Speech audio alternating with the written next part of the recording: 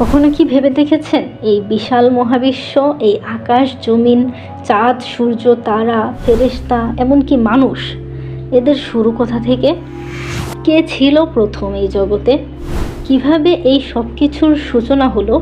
কখনো কি মনে প্রশ্ন জেগেছে? আসসালামু আলাইকুম রহমতুল্লাহ, আমি রাহিমা আক্তার রাত্রি। ওয়েলকাম টু মাই চ্যানেল আলহামদুলিল্লাহ।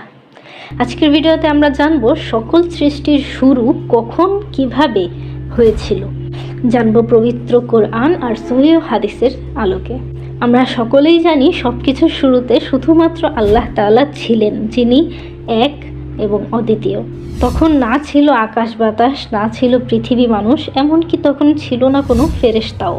ছিল একমাত্র আল্লাহ তাআলা, যিনি মহান সৃষ্টিকর্তা এবং পরম ক্ষমতার অধিকারী। তিনিই ছিলেন, আছেন এবং চিরকাল থাকবেন। সহিহ বুখারী শরীফে এসেছে, নবী করিম সাল্লাল্লাহু আলাইহি ওয়াসাল্লাম বলেছেন, একমাত্র আল্লাহ তাআলাই ছিলেন আর তিনি ছাড়া আর কোনো কিছুই ছিল না। তার আরশ ছিল পানির উপরে। অতঃপর তিনি লৌহে মাহফুজে সব কিছু লিপিবদ্ধ করলেন এবং আকাশ ও পৃথিবী সৃষ্টি করলেন। আল্লাহ তাআলা প্রথমে সৃষ্টি করলেন তার আরশ বা সিংহাসন। পবিত্র কোরআনে আল্লাহ তাআলা বলেন, পরম দয়ালু আল্লাহ আরশে সমাসীন আছেন। তার সাথে আল্লাহ তাআলা সৃষ্টি করেন পানি, যা সমস্ত জীবনের মূল উপাদান। সহিহ বুখারী হাদিসে রাসূলুল্লাহ সাল্লাল্লাহু আলাইহি ওয়াসাল্লাম বলেন, আল্লাহ তাআলার আরশ ছিল পানির উপর। অর্থাৎ আল্লাহ তাআলা প্রথমে সৃষ্টি করলেন আরশ এবং পানি। হাদিসে এসেছে, এরপর আল্লাহ তাআলা কলম সৃষ্টি করেন এবং তাকে আদেশ দিয়ে বলেন, লিখো। কলম বলে, কি লিখব? আল্লাহ বলেন, তাকদীর, যা কিছু কিয়ামত পর্যন্ত ঘটবে তা সব লিখে ফেলো। এরপর আল্লাহ তাআলা ফেরেশতাদের সৃষ্টি করলেন নূর দিয়ে, অর্থাৎ আলো। হাদিসে এসেছে, ফেরেশতাদের সৃষ্টি করা হয়েছে নূর থেকে। যেহেতু তারা নূর বা আলোক সত্তা, তাই তাদের কোনো শারীরিক প্রয়োজন নেই, তাদের কোনো রকম ক্ষুধা বা পিপাসা নেই, তারা ক্লান্ত হন না, তারা অনবরত কাজ করতে পারেন। তারা শুধুমাত্র আল্লাহ তাআলার আদেশ মেনে চলেন এবং ইবাদত করেন। এরপর আল্লাহ তাআলা সৃষ্টি করলেন জিন জাতিকে। পবিত্র কোরআনে আল্লাহ তাআলা বলেন, আর তিনি অর্থাৎ আল্লাহ জিনদের সৃষ্টি করেছেন আগুনের শিখা থেকে। আবার সূরা হিজরের ২৭ নম্বর আয়াতে আল্লাহ তাআলা বলেছেন, আর আমি অর্থাৎ আল্লাহ জিনকে সৃষ্টি করেছি বিষাক্ত আগুন থেকে। জিন জাতিকে সৃষ্টির পর আল্লাহ তাআলা সৃষ্টি করলেন আসমান এবং জমিন মাত্র ৬ দিনে।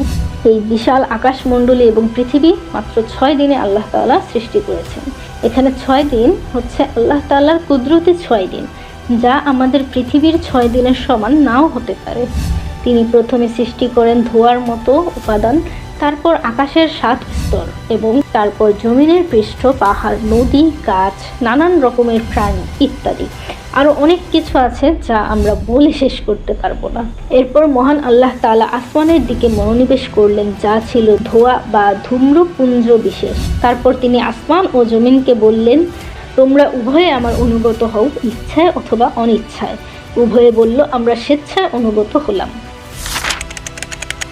সহিহ মুসলিম হাদিসে এসেছে, যখন আল্লাহ আসমান ও জমিন সৃষ্টি করলেন, তখন তিনি জান্নাত ও জাহান্নামও সৃষ্টি করলেন। জান্নাতের প্রশস্ততা হলো আসমান ও জমিনের সমান। কোনো প্রাণ জানে না তার জন্য কি আনন্দ লুকানো আছে জান্নাতে। জান্নাত বলে, আমার মাঝে দয়া ও শান্তি আছে। অপরদিকে জাহান্নাম বলে, আমার মাঝে শাস্তি আছে। জাহান্নামের আগুনে জ্বালানো হবে মানুষ ও পাথরকে। এরপর আল্লাহ তাআলা সৃষ্টি করেন তার সকল সৃষ্টির সেরা জীব, অর্থাৎ মানুষ, যিনি ছিলেন হযরত আদম আলাইহিস সালাম। আল্লাহ তাআলার সৃষ্ট প্রথম মানুষ। আল্লাহ তাআলা ঘোষণা দেন, আমি পৃথিবীতে একজন খলিফা সৃষ্টি করব এবং জিবরাইল আলাইহিস সালামকে আদেশ দেন যে পৃথিবী থেকে মাটি নিয়ে আসো। কিন্তু জিবরাইল আলাইহিস সালাম মাটি আনতে গেলে মাটি কাঁদতে কাঁদতে অনুরোধ করে বলে, আমাকে নিয়ে যেও না, আমার অংশ দিয়ে এমন কিছু সৃষ্টি হবে যারা পাপ করবে, আর আমি তা চাই না। তখন মাটির অনুরোধে ফেরেশতা জিবরাইল আলাইহিস সালাম মাটি না নিয়েই আল্লাহর কাছে ফিরে আসেন। এরপর দ্বিতীয়বার আল্লাহ তাআলা ফেরেশতা মিকাইল আলাইহিস সালামকে মাটি আনতে পাঠান, কিন্তু তিনিও মাটির অনুরোধে মাটি না নিয়েই ফিরে আসেন। এরপর আল্লাহ ফেরেশতা আজরাইল আলাইহিসসালামকে মাটি আনতে পাঠান এবং তিনি মাটির অনুরোধ না রেখে আল্লাহ তাআলার আদেশকে বেশি প্রাধান্য দিলেন এবং পৃথিবীর বিভিন্ন স্থান থেকে বিভিন্ন রকম মাটি নিয়ে গেলেন। এই মাটি ছিল কখনো পাথুরে, কখনো নরম, কখনো দুর্গন্ধযুক্ত, আবার কখনো সুগন্ধযুক্ত। বিভিন্ন মাটির রঙও ছিল বিভিন্ন রকম, কোনোটি লাল, কোনোটি সাদা বা কোনোটি কালো। এজন্যই এক এক মানুষের শরীরের রং এক এক রকম, তাদের স্বভাব বৈশিষ্ট্যও এক এক রকম। আর আল্লাহ তাআলার আদেশ সঠিকভাবে পালন করায় ফেরেশতা আজরাইল আলাইহিসসালামকে মৃত্যুর ফেরেশতা বানানো হয়। এরপর আল্লাহ মাটি দিয়ে আদম আলাইহিসসালামের আকৃতি তৈরি করেন এবং তার মধ্যে রূহ ফুঁকে দেন। তখন আদম আলাইহিসসালাম জীবিত হন এবং পিতামাতা ছাড়া সর্বপ্রথম মানুষ হিসেবে জন্ম নেন।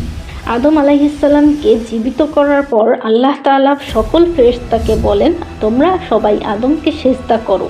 তখন সবাই সেজদা করলেও তাদের মধ্যে একজন জিন ছিল যে অহংকার করে বলল, আমি আগুন থেকে তৈরি আর আদম মাটি থেকে, আমি কেন তাকে সেজদা করব, আমিই শ্রেষ্ঠ। যার ফলে সে হয়ে গেল আল্লাহ তাআলার অভিশপ্ত ইবলিস। এরপর আল্লাহ তাআলা আদম আলাইহিসসালামকে জান্নাতে বসবাস করতে দিলেন এবং যখন আদম আলাইহিসসালাম একাকিত্ব অনুভব করলেন তখন আল্লাহ তাআলা আদমের পাঁজরের হাড় থেকে হাওয়া আলাইহিসসালামকে সৃষ্টি করলেন তার সঙ্গিনী হিসেবে। আল্লাহ তাআলার সৃষ্টির পরিকল্পনা ছিল খুবই নিখুঁত। প্রত্যেক সৃষ্টির পেছনে আল্লাহ তাআলার ছিল এক মহান হিকমা। আর আদম আলাইহিসসালামের মাধ্যমে শুরু হলো আমাদের মানব ইতিহাস। আজকের জন্য এতটুকুই, ইনশাল্লাহ দেখা হবে পরবর্তী ভিডিওতে। ততদিন পর্যন্ত সবাই ভালো থাকুন, সুস্থ থাকুন আর বলতে থাকুন সুবহানাল্লাহ, আলহামদুলিল্লাহ, লা ইলাহা ইল্লাল্লাহ। আল্লাহ হাফেজ।